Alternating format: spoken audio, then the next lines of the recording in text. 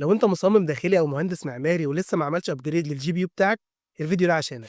بس قبل ما نبتدي احنا خلاص وصلنا لاكتر من 5000 متابع. لو انت بتتابع القناه ومش عامل فولو اتاكد انك عامل لي فولو، وفي البايو لينك الانستجرام هتلاقي عليه كل التصاميم اللي بعملها اول باول. يلا بينا. في الفترة الأخيرة ومع ظهور أنوية الارتي كورز على الجي بي يوز، ظهرت سوفت ويرز جديدة على الساحة غيرت المعادلة تماما، والمنافسة بدأت بينهم تزيد. فلو أنت لسه بتشتغل فيري أو كورونا، عايز أعرفك إن في أوبشنز جديدة موجودة دلوقتي، زي الدي 5 والكاوز فانتج اللي بتعتمد على الري تريسنج اللي موجودة في الفيري والكورونا. غيرت الدنيا. مش نفس الجودة اللي بتطلع من الفيري أو الكورونا، ولكن بنسبة كبيرة بتقدر تلهمك تطلع شطات جديدة، وبتساعدك تختار شطات جميلة، وخصوصا إن الحركة عليها سهلة والإضاءة كمان وظبطها عليها أسهل. بادجت تغيير الجي بي يو ممكن تكون مكلفة شوية، ولكن هي دي المستقبل، وده الاتجاه اللي كل الشركات والمصممين ماشيين فيه، وخصوصا بعد التطور الكبير اللي موجود في الاي اي. اكتب لي في الكومنتس، جربت تشتغل بالدي 5 والكاوز فانتج ولا لا؟ وفي الفترة الجاية ان شاء الله هحاول انزل فيديوهات نتعلم فيها تظبيط الإضاءة. سلام.